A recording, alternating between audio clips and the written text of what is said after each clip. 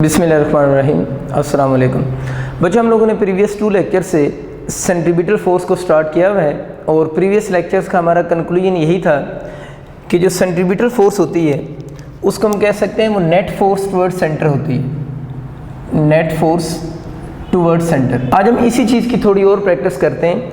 आपको एक छोटी सी और चीज़ रिवाइज़ करवाता हूँ। मैंने आपको बताया था कि सपोज करें ये आपका एक स्ट्रिंग है, इसके साथ आप लोगों ने एक मास अटैच किया हुआ है और इस स्ट्रिंग को आप हॉरिजॉन्टल सर्कल में मूव करवा रहे हैं। जो मास अटैच किया हुआ है उसको हम m से उसकी मास को डिनोट कर रहे हैं। इस स्ट्रिंग की जो लेंथ होगी वो उस सर्कल के रेडियस की तरह बिहेव करेगी।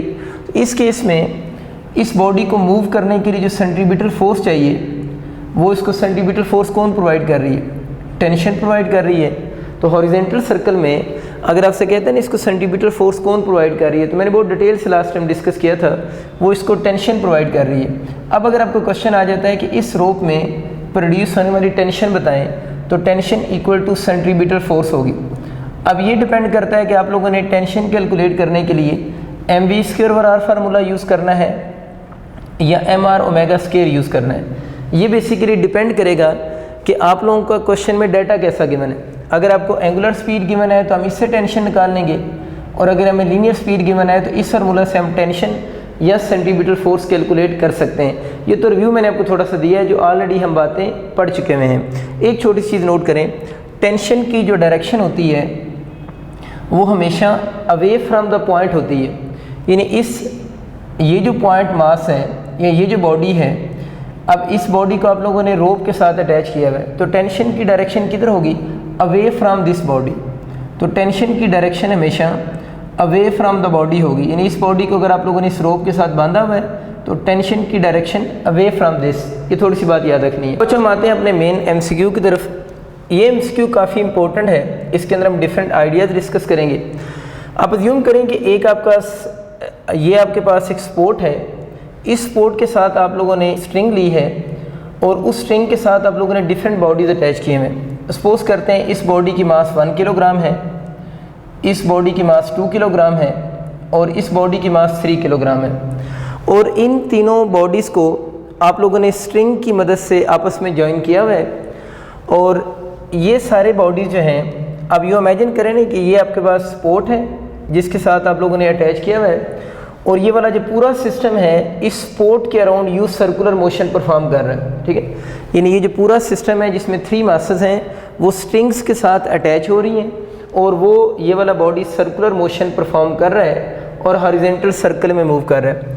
सपोज कर लेते हैं कि इन बॉडीज़ की जो एंगुलर स्पीड है, ये जो बॉडी सर्कुलर मोशन परफॉर्म कर रहे हैं, इनकी एंगुलर स्पीड जो है वो सपोज करते हैं 2 रेडियन पर सेकंड है। ये वाले बॉडीज़ 2 रेडियन पर सेकंड से मूव कर रहे हैं। ये आइडिया मैंने आपको क्लियर कर दिया था कि ये जो सारे बॉडीज़ हैं, ये सारे बॉडी एक ही सिस्टम ऑफ पार्टिकल है ना, यानी सेम सिस्टम ऑफ पार्टिकल्स हैं। अगर ये सेम सिस्टम ऑफ पार्टिकल्स हैं तो इन सब की एंगुलर स्पीड क्या होगी? सेम होगी। लेकिन इसका मतलब ये हो कि फर्स्ट बॉडी है, इसकी एंगुलर स्पीड, सेकंड बॉडी की एंगुलर स्पीड और थर्ड बॉडी, इन तीनों की एंगुलर स्पीड सेम होगी, क्योंकि सेम सिस्टम ऑफ पार्टिकल्स है। इस पर मेरा बहुत डिटेल लेक्चर है कि एक ही सिस्टम के जो पार्टिकल होते हैं, अगर वो पार्टिकल सर्कुलर मोशन करे तो सबकी एंगुलर स्पीड क्या होगी? सेम होगी। तो वहाँ पर मैंने आपको ये बताया था कि इन सब की लीनियर स्पीड सेम नहीं होगी। जो एक्सिस रोटेशन से जितना दूर होगा ना, यानी जो पार्टिकल एक्सिस रोटेशन से जितना दूर होगा उसकी लीनियर स्पीड उतनी ज़्यादा होगी। तो उस रूल के अकॉर्डिंग v3 ग्रेटर होगी किससे? v2 से, और v2 ग्रेटर होगा किससे? v1 से। तो ये आप लोगों ने अलहदा से एक MCQ याद रख लेना है कि अगर ये MCQ आपका यूँ आ जाए कि ये एक सिस्टम ऑफ बॉडीज़ है, इसके अंदर 3 डिफरेंट बॉडीज़ हैं, वो स्ट्रिंग्स के साथ अटैच हो रहे हैं और सर्कुलर मोशन परफॉर्म कर रहे हैं। अगर आपसे ओमेगा का क्वेश्चन आ जाए तो सबका ओमेगा सेम होगा, लेकिन सबकी लीनियर स्पीड सेम नहीं होगी, और जो जितना अवे होगा उसकी लीनियर स्पीड उतनी ज़्यादा होगी, जो क्लोज होगा उसकी लीनियर स्पीड कम होगी। इसकी डिटेल मैं ऑलरेडी प्रीवियस लेक्चर में दे चुका हूँ जब मैंने आपको एंगुलर वेलोसिटी का टॉपिक पढ़ाया था। तो अगर किसी को कन्फ्यूजन है तो उस वीडियो को देख के इस कंसेप्ट को क्लियर कर सकते हैं। आगे चलते हैं बच्चों। अभी हमें ये समझ आ गया कि इन सब बॉडीज़ की एंगुलर जो स्पीड है वो सेम है। सपोज कर लेते हैं जो फर्स्ट बॉडी है ना जिसकी मास 1 kg है, उसका जो डिस्टेंस है from the axis of rotation वो आपका 1 मीटर है। जो सेकंड बॉडी है उसका एक्सिस ऑफ रोटेशन से जो डिस्टेंस है उसका हम 2 मीटर कह देते हैं, और जो थर्ड बॉडी है उसका एक्सिस ऑफ रोटेशन से डिस्टेंस 3 मीटर है। ठीक है, तो इन तीनों बॉडीज़ के एक्सिस ऑफ रोटेशन से डिस्टेंस मैंने लिख दी हैं 1 मीटर, 2 मीटर एंड 3 मीटर। तीनों बॉडीज़ की मासेस भी 1, 2, 3 kg हैं, मैंने डिस्टेंस भी वही 1, 2, 3 मीटर लिख दी हैं। अब ये बॉडीज़ रोटेट कर रहे हैं। क्वेश्चन आपका आ सकता है कि आपसे कहे कैलकुलेट करने को, आप कह सकते हैं आप कैलकुलेट करें टेंशन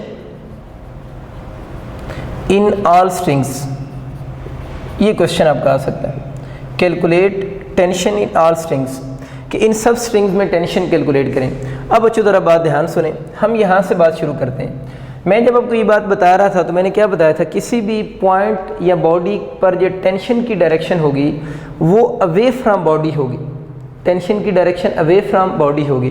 तो इस बॉडी पर ये एक रोप है ना, ठीक है, इस रोप के अंदर टेंशन बतानी है तो इस बॉडी के रिस्पेक्ट से बतानी है, तो इस बॉडी के रिस्पेक्ट से टेंशन अवे फ्रॉम बॉडी, तो टेंशन की ये डायरेक्शन होगी, यानी अवे फ्रॉम बॉडी टेंशन की डायरेक्शन होगी।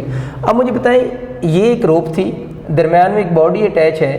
अब ये जो रोप, ये वाली रोप और ये वाली रोप सेम नहीं है, डिफरेंट रोप्स हैं। जब रोप चेंज हुई है तो टेंशन भी क्या होगी, चेंज होगी। पहला कंसेप्ट टेंशन की डायरेक्शन अवे फ्रॉम बॉडी, एक बात। दूसरी बात ये कह रहा हूँ कि ये वाली रोप और ये वाली रोप चेंज होगी। रोप अब ये ना कहें कि रोप का मटेरियल सेम है, मटेरियल सेम ही होगा, लेकिन असल में इशू ये है कि ये एक रोप है, उसके साथ एक बॉडी अटैच है, फिर नेक्स्ट रोप के साथ ये बॉडी अटैच है ना, क्लियर होगी बात ना। तो अब मटेरियल की बेस पे मैं नहीं कह रहा कि रोप चेंज हुई है, असल में इस रोप के साथ ये बॉडी अटैच है और ये वाला बॉडी फिर ये वाला बॉडी नेक्स्ट रोप के साथ अटैच है ना, तो इसको इसलिए मैं बोल रहा हूँ कि ये एक अदर रोप है, यानी मटेरियल सेम हो सकता है लेकिन ये सेकंड रोप है। ठीक होगी बात। अब ये जो मास m है 1 kg मास, ये इस रोप के साथ भी तो कनेक्ट है, ये दो के साथ कनेक्ट है, इधर से इसके साथ कनेक्ट है, इधर से इसके साथ कनेक्ट है। अब इस रोप में भी इस 1 kg की वजह से क्या प्रोड्यूस होगी, टेंशन, इस सेकंड रोप में, तो उसकी जो टेंशन की डायरेक्शन होगी वो अवे फ्रॉम बॉडी होगी, वो तो वही रूल है। इस टेंशन को मैं T1 कह देता हूँ। दूसरी रोप है, रोप चेंज हो तो टेंशन क्या हो जाती, चेंज हो जाती, बस यूँ ही समझ लो। इधर डायरेक्शन क्यों ली है, अवे फ्रॉम बॉडी। अब इस 2 किलोग्राम पर भी तो टेंशन एक्ट करेगी ना, तो उसकी डायरेक्शन भी किधर होगी, अवे फ्रॉम बॉडी। अब मुझे बताओ इस टेंशन को मैं क्या T1 लूँगा या नहीं लूँगा। ये चीज़ नोट करें कि ये जो इस रोप में टेंशन T1 है, अब इस जगह पर 2 किलोग्राम पर टेंशन बतानी है, तो क्या ये रोप सेम है। अगर रोप सेम है तो टेंशन भी क्या है, सेम है। तो इसका मतलब ये हुआ कि अगर इसको T1 लिखा है तो इसको भी क्या लिखना है, T1। आपको बातें समझ आ रही है ना कि यहाँ पर दोनों की टेंशन क्यों सेम है, क्योंकि रोप सेम है। और डायरेक्शन अवे क्यों लगाई है, वो बताया कि किसी भी बॉडी पर टेंशन की डायरेक्शन अवे फ्रॉम बॉडी, वो बॉडी से अवे होती है, इस बॉडी से अवे। दोनों सेम क्यों है, क्योंकि स्ट्रिंग सेम है। आगे चलते हैं, दोबारा स्ट्रिंग चेंज होगी। इस स्ट्रिंग, इस बॉडी पर जो टेंशन होगी इसकी डायरेक्शन अवे फ्रॉम बॉडी, उसको 1 बोला है तो इसको 2 कह देता हूँ। अगेन इसकी बात करेंगे तो अवे फ्रॉम बॉडी, तो इसको क्या कहेंगे, अगर ये T2 है तो ये भी कौन सा होगा, T2 ही इसे बोलेंगे। क्यों दोनों T2 हैं, क्योंकि स्ट्रिंग सेम है। ठीक होगी बात।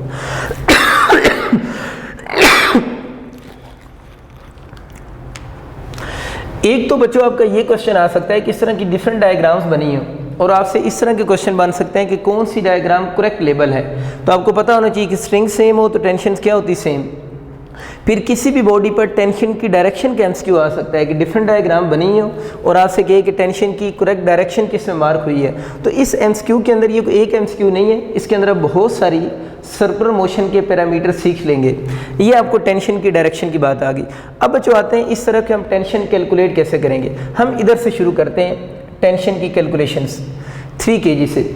आज मैंने पहली लाइन ये बोली थी कि सेंट्रीपिटल फोर्स होती क्या है, नेट फोर्स टुवर्ड सेंटर, यानी नेट फोर्स जो टुवर्ड सेंटर होती है उसे हम क्या बोलते हैं, सेंट्रीपिटल फोर्स कहते हैं। मैंने थोड़ी देर पहले ये बोला था कि ये जो तीनों बॉडीज़ हैं ये स्ट्रिंग्स के साथ कनेक्ट हैं और ये बॉडी यूँ सर्कुलर मोशन परफॉर्म कर रहे हैं। समझने की बात की, अगर ये सर्कुलर मोशन परफॉर्म कर रहे हैं तो इसका मतलब है कि अगर हम इसी को फोकस करें, अगर ये वाला बॉडी सर्कुलर मोशन परफॉर्म कर रहा है तो इस पर नेट फोर्स ज़रूर लग रही है टुवर्ड सेंटर। और नेट फोर्स टुवर्ड सेंटर को हम क्या कहते हैं, सेंट्रीपिटल फोर्स कहते हैं। और मैंने आपको 2 लेक्चर से बात समझा रहा हूँ कि सेंट्रीपिटल फोर्स खुद कोई फोर्स नहीं होती, कोई दूसरी फोर्स सेंट्रीपिटल फोर्स बन जाती है। और कौन सी फोर्स सेंट्रीपिटल फोर्स बन जाती है, जो उस बॉडी पर फोर्स टुवर्ड्स सेंटर लगेगी। तो अब अगर आपसे कहते हैं ना इस केस में T2 कैलकुलेट करें, क्योंकि जो 3 किलोग्राम का बॉडी है उस पर टेंशन कितनी लग रही है, T2 है ना। तो T2 की वैल्यू अगर कैलकुलेट करनी है तो मुझे ये बताएं ये बॉडी कौन सी मोशन कर रहा है, यूज सर्कुलर मोशन कर रहा है विद एंगुलर स्पीड ओमेगा जो 2 रेडियन पर सेकंड गिवन है। तो अगर ये सर्कुलर मोशन परफॉर्म कर रहा है, इसकी ओमेगा भी हमें पता है। अब अगर ये सर्कुलर मोशन परफॉर्म कर रहा है तो इस पर जो नेट फोर्स टुवर्ड सेंटर होगी वो कौन सी है, T2 है। तो इसकी जो T2 होगी वो फिर बच्चों किसकी इक्वल होगी, सेंट्रीपिटल फोर्स की क्या होगी, इक्वल होगी। तो बहुत आसान बात कि बॉडी सर्कुलर मोशन परफॉर्म कर रहा है, इसका मतलब है कि इस पर नेट फोर्स लग रही है toward centre. Net force toward centre क्या होती है, सेंट्रीपिटल फोर्स होती है। और यहाँ पर देखें नेट फोर्स डायग्राम में टुवर्ड सेंटर कौन सी है, T2 है। तो इस बॉडी की जो T2 होगी वो किसकी इक्वल होगी, सेंट्रीपिटल फोर्स की इक्वल होगी। हम यहाँ से T2 अब कैलकुलेट कर सकते हैं। ज़रा देखें mr ओमेगा स्केयर, m आपको बॉडी की कितना गिवन है, 3 kg गिवन है, 3 इंटू रेडियस इसका भी 3 गिवन है। ओमेगा बच्चों देखो कितना आ रहा है, 2 है ना यहाँ पर, तो 2 का स्केयर कितना हो जाएगा 4, 4 को 3 से करेंगे 12, 12 को 3 से करेंगे 36 न्यूटन। तो कैलकुलेट होगी बहुत आसानी से कि अगर आपका MCQ आता है कि T2 टेंशन बताएं या 3 किलोग्राम बॉडी जो है उसके ऊपर जो टेंशन अप्लाई हो रही है वो बताएं। तो 3 किलोग्राम बॉडी पे जो टेंशन अप्लाई हो रही है वो आपके पास कितनी होगी, 36 न्यूटन होगी। और इसका हम यहाँ डिनोट किससे कर रहे हैं, T2 से। दोबारा कुछ बच्चे कंफ्यूज हो रहे हैं, सर इसको क्यों इन्वॉल्व नहीं किया। देखिए हम इस बॉडी पर, ये बॉडी अगर सर्कुलर मोशन परफॉर्म कर रहा है तो इस पर देखेंगे कि नेट फोर्स टुवर्ड सेंटर कितनी लग रही है। तो इस पर net force toward centre T2 ही लग रही है। ये जो फोर्स है ये तो इस बॉडी को अगर देख रहे हैं तो क्या ये वाली फोर्स इस बॉडी पर टुवर्ड सेंटर है, ये तो अवे फ्रॉम सेंटर है। तो इसमें कोई कंसर्न नहीं है। हम अपने बॉडी को फोकस करेंगे 3 kg वाले को, उस पर नेट फोर्स टुवर्ड सेंटर सिर्फ T2 है।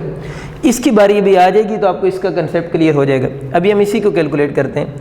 सपोज करें ये आप लोगों ने T2 निकाली है और ये टेंशन कितने किलोग्राम बॉडी पर थी, 3 किलोग्राम बॉडी के अंदर ये जो टेंशन T2 है वो कितनी है, 36 न्यूटन है।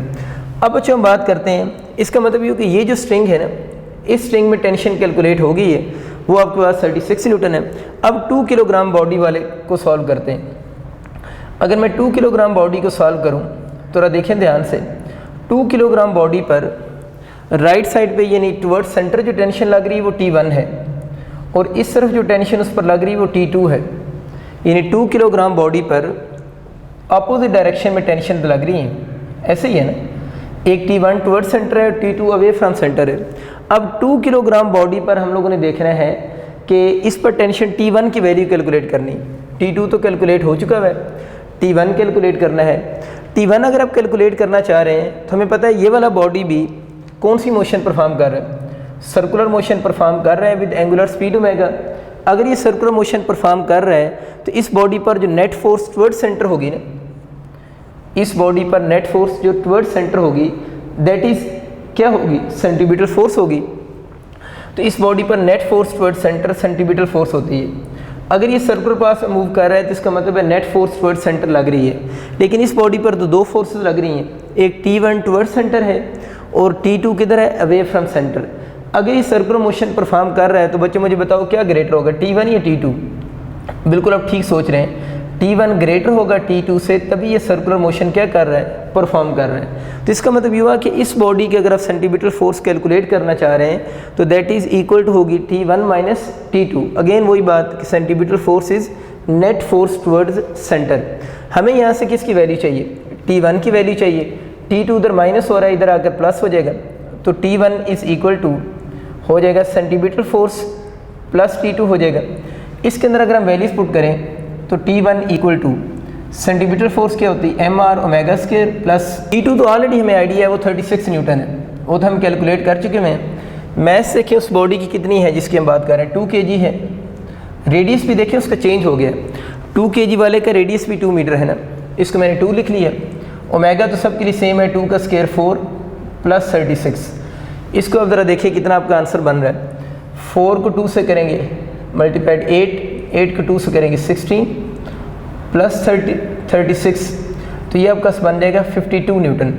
इसका मतलब ये हुआ कि जो T1 टेंशन है वो कितनी है, 52 न्यूटन है। ठीक होगी बात। आखिरी जो है T1 कैलकुलेट होगी, T2 होगी, अब बारी रहेगी किसकी, T टेंशन की।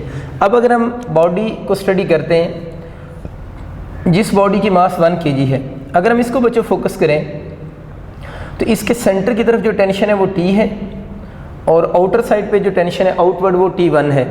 ये वाला बॉडी भी कौन सी मोशन कर रहा है, सर्कुलर मोशन परफॉर्म कर रहा है। अगर ये सर्कुलर मोशन परफॉर्म कर रहा है तो इस पर नेट फोर्स टुवर्ड सेंटर लग रही है। अब वो बच्चों आप कर सकते हैं F सेंटीमीटर किसके इक्वल होगा, T माइनस T1 होगा, क्योंकि ये इससे ग्रेटर होगी तो तभी नेट फोर्स किधर बनेगी, टुवर्ड सेंटर। यहाँ से आपको T चाहिए तो T इक्वल हो जाएगा, ये इधर आकर प्लस होगा, मैं डायरेक्ट वैल्यूज पुट कर रहा हूँ, MR ओमेगा स्क्वायर सेंटीमीटर की जगह पर, और ये इधर आकर प्लस T1 बन जाएगा। इसका रेडियस देखिए आपके पास कितने मीटर आ रहा है, 1 मीटर है ना इसका रेडियस। मास इसकी कितनी है, 1 kg, रेडियस भी 1 मीटर, ओमेगा का स्क्वायर 4 प्लस जो T1 आपको क्वेश्चन में आप लोगों ने कैलकुलेट की है वो कितनी है, 52। तो टेंशन जो बन जाएगी वो कितनी है, 56 न्यूटन टेंशन होगी। अब मैं इस सारी क्वेश्चन का कंक्लूजन ड्रॉ करता हूँ। देखिए एक तो ये क्वेश्चन आपको आ गया, अब यहाँ से नंबर ऑफ क्वेश्चन बन सकते हैं। पहला क्वेश्चन क्या है आपका, ये वाली चीज़ आपको ये कह दे कि बॉडी को एंगुलर स्पीड 2 रेडियन पर सेकंड से मूव करवाया गया है, इस बॉडी की एंगुलर स्पीड बताओ, सबकी सेम होगी। फिर लीनियर स्पीड पूछेगा तो जो जितना सेंटर से दूर होगा उसकी लीनियर स्पीड उतनी ज़्यादा होगी। फिर इन रोप में टेंशन की डायरेक्शन के क्वेश्चन आ सकते हैं, ठीक है। और आप लोगों ने याद रखना है कि अगर रोप सेम होगी तो टेंशन सेम, रोप सेम तो टेंशन सेम, टेंशन की direction away from body, tension की डायरेक्शन अवे फ्रॉम बॉडी। फिर वो आपसे क्वेश्चन पूछ सकता है calculate tension in all strings, यानी T1 बताएं, T2 बताएं या T बताएं। तो देखिए आप लोगों ने T1, T2 और T3 कैलकुलेट करके दे दिया। इस तरह के क्वेश्चन भी आ सकते हैं कि सपोज करें जैसे डायग्राम बनी हुई आ जाए, इस तरह लेबल डायग्राम हो और आपसे पूछे बॉडी 1 जो है, इस बॉडी पर सेंटीमीटर फोर्स बताएं कितनी होगी। तो आप लोगों ने याद रखना है इस बॉडी पर जो सेंटीमीटर फोर्स का फार्मूला बनेगा वो आपके सामने लिखा हुआ है, ये इस बॉडी पर लगने वाली सेंटीमीटर फोर्स है। इसी तरह अगर आपसे पूछता है इस सेकंड बॉडी पर सेंटीमीटर फोर्स क्या होगी, उसका ये वाला फार्मूला आपके पास आ रहा है। इसी तरह अगर इस बॉडी पर लगने वाली सेंटीमीटर फोर्स पूछे तो इसकी इक्वल होगी। मतलब जस्ट सेंटीमीटर फोर्स के फार्मूला भी आप लोगों से पूछ सकता है कि correct formula of centimetre force क्या होगा, और उसका रूल क्या है, नेट फोर्स टुवर्ड सेंटर। ये एमसीक्यू हो गए। ये भी क्वेश्चन आ सकते हैं कि आपको T2 की, T1 की और T की वैल्यूज़ गिवन हो, मतलब इस डायग्राम में आपको ये टेंशन की वैल्यूज़ गिवन हो और किसी भी बॉडी पर लगने वाली सेंटीमीटर फोर्स पूछ ले। तो अगर आपको ये फार्मूला याद है तो आप किसी भी बॉडी पर लगने वाली सेंटीमीटर फोर्स बता सकते हैं। एट द एंड अगर उसने टेंशन पूछी है तो हम T1, T2 और T3 ऑलरेडी कैलकुलेट कर चुके हुए हैं। बस ये बच्चों आप लोगों ने चंद चीज़ें याद रखनी है कि अगर इस तरह के क्वेश्चन आ जाए तो इसके अंदर से डिफरेंट तरह के एग्जामिनर जो है वो MCQ सेट कर सकता है। आखिरी बात जो याद रखनी है वो ये है, आप ज़रा नोट करें कि डिफरेंट बॉडीज़ जो हैं वो कनेक्ट हुए हैं। जितना आप सेंटर से दूर जाते जा रहे हैं, जितना वो बॉडी जो है वो सेंटर से किधर जा रहा है, दूर जा रहा है, ज़रा नोट करें टेंशन कम हो रही है या ज़्यादा हो रही है। देखिए जो T2 टेंशन है वो कितनी है, 36 न्यूटन है। T1 टेंशन कितनी है आपके पास जो आई है वो 52 है, और जो T टेंशन है वो 56 न्यूटन है। तो यहाँ से हम ये भी कंक्लूजन ड्रॉ कर सकते हैं कि ये वाली जो स्ट्रिंग होगी ना, यानी इनर स्ट्रिंग पर टेंशन सबसे ज़्यादा होगी, उससे कम टेंशन कौन सी होगी, T1 होगी, और सबसे कम टेंशन कौन सी होगी, T2 होगी। मतलब जो स्ट्रिंग एक्सल रोटेशन के क्लोज होगी ना, अगर डिफरेंट बॉडीज अटैच हैं तो जो स्ट्रिंग एक्सल रोटेशन के क्लोज होती है उस पर टेंशन सबसे ज़्यादा होती है, अगले वाले पे टेंशन उससे कम होगी, उससे अगले वाले पे टेंशन उससे कम होगी। इस बात को खैर हम लोगों ने तो मैथमेटिकली प्रूव भी कर दिया ना, अब आप इस रिजल्ट को याद भी रखेंगे, लेकिन इस चीज़ को फिजिकली फील भी कर सकते हैं। देखिए अगर हम इस रस्सी के साथ ये तीनों मास्टर बांध कर घुमा रहे हैं तो ये जो रोप होगी, इस रोप के ऊपर इन तीनों मास्टर का लोड नहीं आ रहा होगा, यानी तीनों मास्टर का लोड इस रोप के ऊपर आ रहा होगा, इस रोप के ऊपर इन दो का लोड आ रहा होगा, और इस रोप के ऊपर सिर्फ इसका लोड आ रहा होगा। लोड आना समझ आ रही बात ना। तो ये वजह है कि जो इनर रोप होगी उसके ऊपर तीनों मास्टर का लोड होगा, तो इस रोप में टेंशन सबसे क्या होगी, ज़्यादा होगी, उसमें टेंशन और कम होगी, इसमें टेंशन और कम होगी। तो टेंशन का अगर ऑर्डर आ जाए तो वो भी हम इस MCQ का डायरेक्ट आंसर कर सकते हैं। फिर ये भी आपका MCQ आ सकता है कि अगर हम इन तीनों मास्टर को रोटेट करवा रहे हैं तो कौन सी रोप सबसे पहले ब्रेक होगी, मतलब रोप 1, 2, 3 तो कौन सी रोप सबसे पहले ब्रेक होगी? जिस रोप में टेंशन सबसे ज़्यादा होगी। तो इस केस में इस वाली रोप में टेंशन सबसे क्या है, ज़्यादा है, तो इसके ब्रेक होने के चांसेस भी यहाँ से सबसे क्या होंगे, ज़्यादा होंगे। बस बच्चों ये पूरा एक टॉपिक है कि डिफरेंट बॉडीज अगर स्ट्रिंग के साथ कनेक्ट हो रही हो तो जितने एमसीक्यू मैंने आपको बताए हैं इन सब को आप लोगों ने माइंड में रखना है। अब बच्चों हम बात करते हैं सर्कुलर मोशन की टाइप्स के ऊपर। इससे पहले मैंने आपको सर्कुलर मोशन की 2 टाइप्स पढ़ाई थी। एक मैंने कहा था कि यूनिफॉर्म सर्कुलर मोशन है और एक जो था वो नॉन यूनिफॉर्म सर्कुलर मोशन थी। यूनिफॉर्म सर्कुलर मोशन में मैंने ये बताया था कि बॉडी की स्पीड अगर कांस्टेंट रहे तो वो यूनिफॉर्म सर्कुलर मोशन है, और अगर स्पीड बॉडी की वेरिएबल होगी तो उसे हम नॉन यूनिफॉर्म सर्कुलर मोशन कहेंगे। अब हम जो सर्कुलर मोशन की 2 और टाइप्स पढ़ रहे हैं, लेकिन ये सर्कुलर मोशन की टाइप जो है वो हाइट की बेस पर है। हाइट का मतलब यह है कि एक हम सर्कुलर मोशन पढ़ेंगे जो हॉरिजेंटल सर्कुलर मोशन होगी, और एक हम वो पढ़ेंगे जो वर्टिकल सर्कुलर मोशन होगी। तब सर्कुलर मोशन की इन 2 टाइप्स को देखते हैं। तो ये बच्चों 2 टाइप हैं, एक हॉरिजेंटल सर्कुलर मोशन है और दूसरी जो है वो वर्टिकल सर्कुलर मोशन है। हॉरिजेंटल सर्कुलर मोशन में हम ये कहते हैं कि अगर हम बॉडी को सर्कुलर पाथ में मूव करवाएं तो उसकी मोशन को हम हॉरिजेंटल सर्कुलर मोशन तब कहेंगे जब उस सर्कल में उसकी हाइट कांस्टेंट होगी। तो अब इमेजिन करो ना, मेरे पास एक रोप है, उसके साथ मैंने एक मास अटैच किया, उसको मैं यूँ रिवॉल्व करवा रहा हूँ, तो ये हॉरिजेंटल सर्कुलर मोशन होगी, इसमें हाइट जो है वो चेंज नहीं हो रही। तो ये मैं बात कर रहा हूँ कि यूँ समझ लें, बोर्ड के ऊपर तो आप इस चीज़ को फील वैसे नहीं कर सकते, ठीक है, बोर्ड क्योंकि 2 डायमेंशन में है। तो माइंड में बस इमेजिन कर लें, ये एक बॉडी जिसकी मास m है, एक रोप के साथ बांधा हुआ है और उसको हम हॉरिजेंटल सर्कुलर मोशन करवा रहे हैं। हॉरिजेंटल सर्कुलर मोशन में हाइट कांस्टेंट होती है। अगर हाइट कांस्टेंट हो जाए तो हम कह सकते हैं कि इस केस में नो रोल ऑफ ग्रेविटी। अगर हाइट ही चेंज नहीं हो रही तो इस केस में ग्रेविटी का कोई रोल नहीं होगा। और हॉरिजेंटल सर्कल में अगर आपसे पूछे ना body with constant speed move कर रहा है, यानी हॉरिजेंटल सर्कल में अगर body with constant speed move कर रहा है, यानी यूनिफॉर्म सर्कुलर मोशन है ना, अगर body with constant speed move करे तो आपसे पूछेगा इस रोप में टेंशन बताएं, ए पॉइंट पे टेंशन बताएं, बी पॉइंट पे, सी पॉइंट पे या डी पॉइंट पे ना। ज़रा बॉडी जो है वो इन डिफरेंट पॉइंट से पास करेगा, तो आपसे ये कह रहे हैं कि जब ये बॉडी डिफरेंट पॉइंट से पास करेगा तो इन पे टेंशन बताएं। किसी भी पॉइंट पे बताया था टेंशन की डायरेक्शन किधर होती, अवे फ्रॉम बॉडी, इधर भी away from body, away from body and away from body. तो किसी भी पॉइंट पे टेंशन की डायरेक्शन पूछेगा वो तो हमें क्लियर हो चुका है, अवे फ्रॉम बॉडी, ठीक। तो टेंशन अवे फ्रॉम बॉडी है, वो आपको आइडिया हो गया। अब अगर इसकी स्पीड कांस्टेंट है और आपसे पूछे बताएं किस पॉइंट पे टेंशन ज़्यादा होगी या किस पॉइंट पे टेंशन कम होगी, याद रखें कौन सर्कल में, हॉरिजेंटल सर्कल में।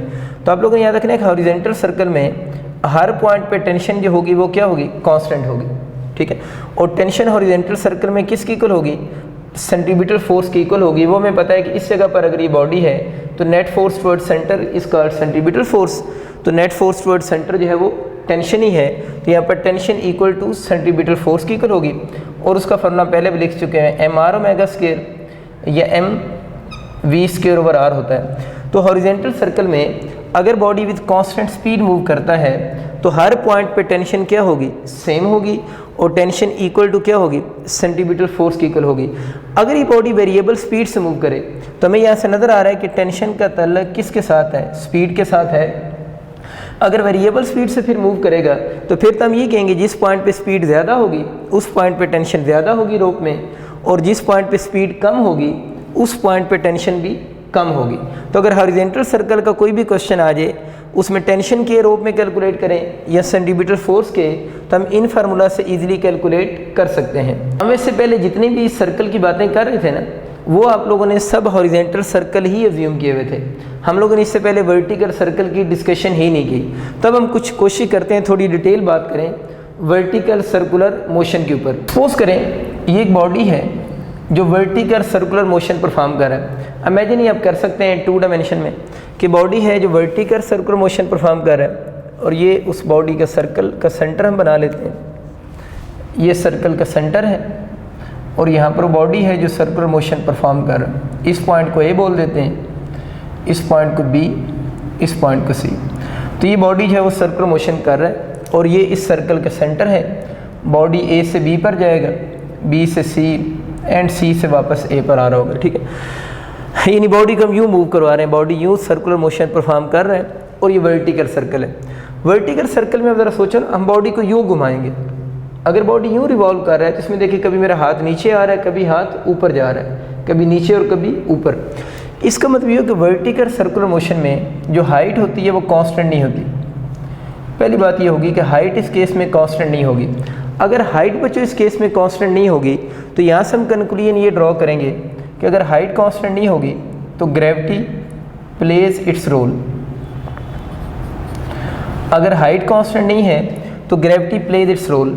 अक्सर बच्चे ये समझना शुरू हो जाते हैं कि जब हाइट चेंज हो रही है ग्रेविटी अपना रोल इसलिए प्ले कर रहा है कि जी चेंज हो रहा है। यानी उनके माइंड में आता है कि height not constant, gravity plays its role. इसका मतलब है जी जो है वो वेरिएबल है। तो जी यहाँ वेरिएबल नहीं है। देखें जी जो है वो ये तो नहीं होता कि आप थोड़ा सा हाथ ऊपर करें जी की वैल्यू चेंज होना शुरू हो जाए। जी तो बहुत ज़्यादा हाइट के बाद जाकर क्या होना शुरू होता है, उसमें स्लाइड चेंजेस आना शुरू होती हैं ना। तो सर्कल को अगर हम रिवॉल्व करवा रहे हैं तो उसमें जी वेरिएबल नहीं है। तो फिर ग्रेविटी के रोल का मतलब क्या है? ग्रेविटी हर उस जगह रोल प्ले करती है जहाँ पर बॉडी अलॉन्ग ग्रेविटी मूव करे या बॉडी अगेंस्ट ग्रेविटी मूव करे। अब जब किसी बॉडी की ड्यूरिंग मोशन हाइट क्या होगी, चेंज होगी, तो दोनों पॉसिबिलिटीज़ होंगी। या तो हाइट चेंज के दौरान वो अलॉन्ग ग्रेविटी मूव कर रहा होगा या हाइट चेंज के दौरान अगेंस्ट ग्रेविटी मूव कर रहा होगा। जिस तरह प्रोजेक्टाइल है, प्रोजेक्टाइल मोशन में मुझे बताओ क्या जी कांस्टेंट होता है? बिल्कुल जी कांस्टेंट होता है। प्रोजेक्टाइल मोशन में जी वेरिएबल नहीं होता, लेकिन प्रोजेक्टाइल मोशन में ग्रेविटी अपना रोल क्या करती है, प्ले तो कर रही होती है। तो ग्रेविटी कैसे रोल प्ले करती है?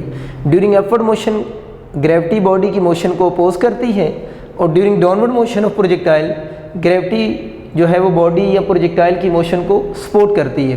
तो ये हमें समझ आ गया कि हाइट वेरिएबल होने से ग्रेविटी अपना रोल कैसे प्ले करती है। इसका मतलब ये नहीं कि जी चेंज हो रहा है, जी यहाँ पर भी कांस्टेंट ही है जिस तरह प्रोजेक्टाइल में कांस्टेंट है। तो हाइट जब चेंज होती है तो दो पॉसिबिलिटी होती है, या बॉडी हाइट चेंज होने से लॉन्ग ग्रेविटी जाता है या अगेंस्ट ग्रेविटी जाता है। इस सेंस में ग्रेविटी अपना रोल क्या करती है, प्ले करती है। जी वेरिएबल इसका मतलब नहीं है। अब बच्चों हम इस वर्टिकल सर्कल में डिफरेंट पॉइंट पे टेंशन देखते हैं। सपोज करें ये एक जस्ट लाइक पेंडुलम ही बॉडी है ना, ये सेंटर है, यहाँ से एक पेंडुलम टाइप बॉडी हैंग हो रहा है और इस बॉडी को मैंने इनिशियल पुश दी है और उस इनिशियल पुश की वजह से ये बॉडी कौन सी मोशन कर रहा है, सर्कुलर मोशन परफॉर्म कर रहा है। यू पेंडुलम ही है, यू रिवॉल्व कर रहा था। इसको हम लोगों ने यहाँ से क्या किया, यू पुश किए।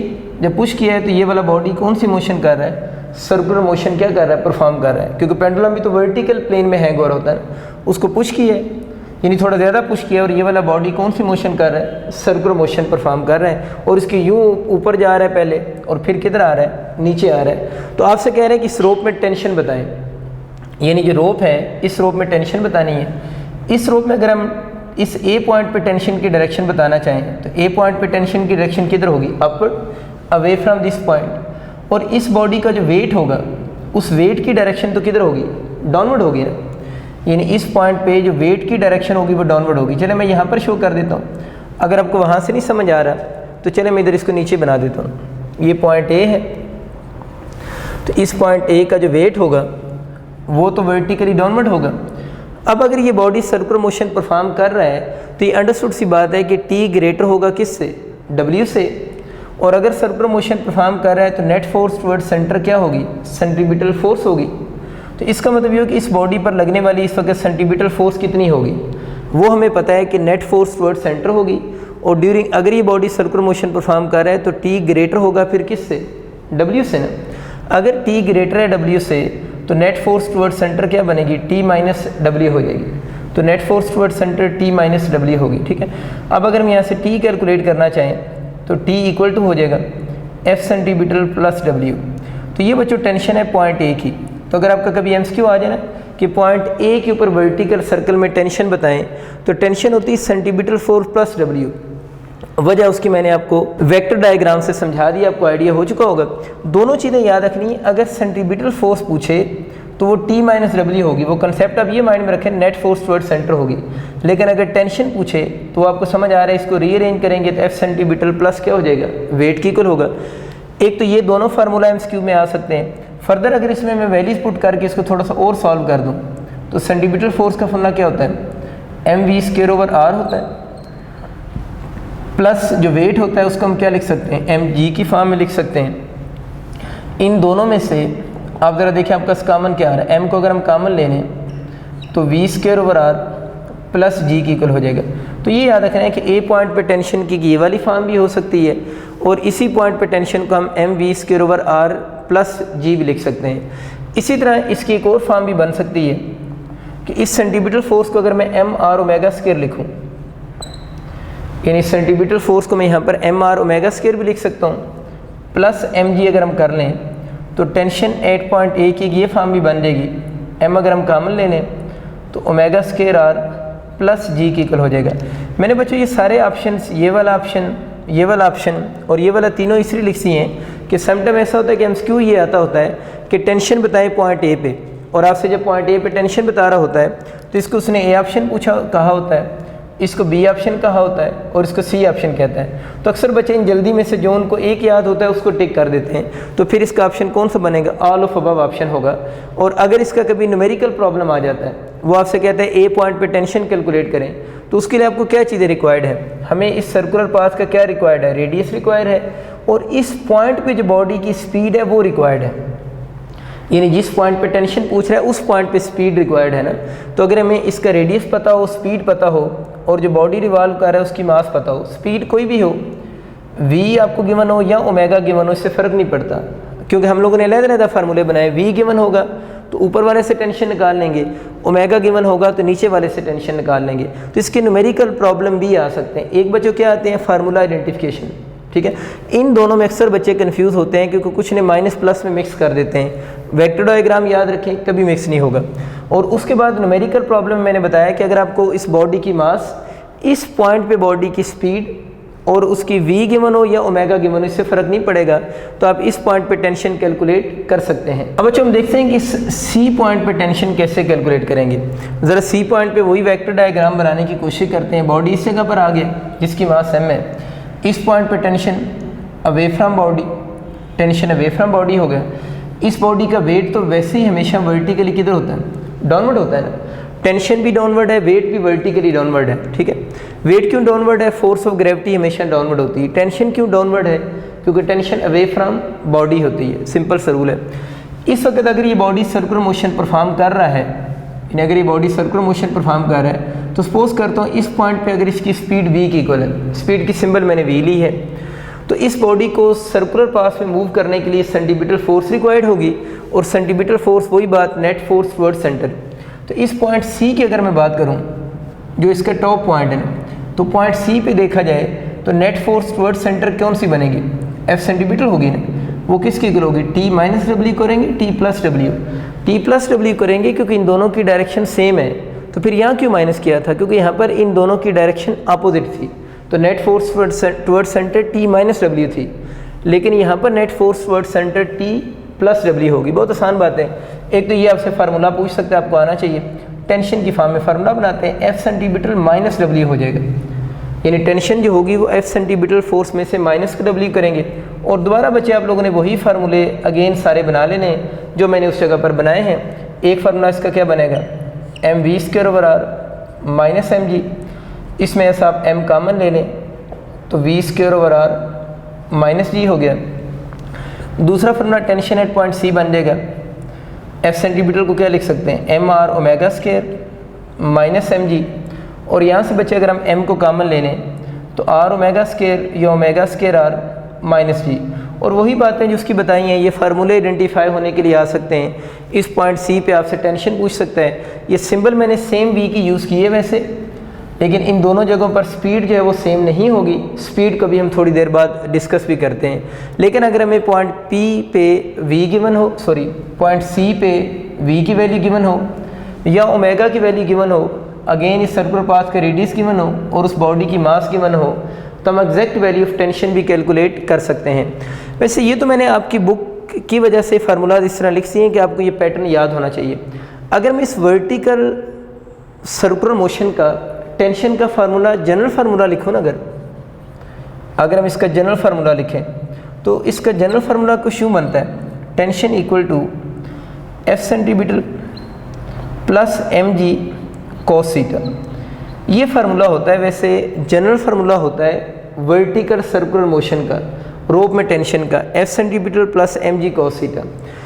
थीटा यहाँ पर कौन सा एंगल है, थीटा एंगल है स्ट्रिंग का एंगल है स्ट्रिंग एंगल है विद नेगेटिव वाई एक्सिस, यानी ये स्ट्रिंग का एंगल है विद नेगेटिव वाई एक्सिस। थोड़ा सा डिफरेंट बात है, स्ट्रिंग तो आपको समझ आ रहा है, ये रोप है और नीचे जो एक्सिस आ रहा है वो कौन सा, नेगेटिव वाई एक्सिस है।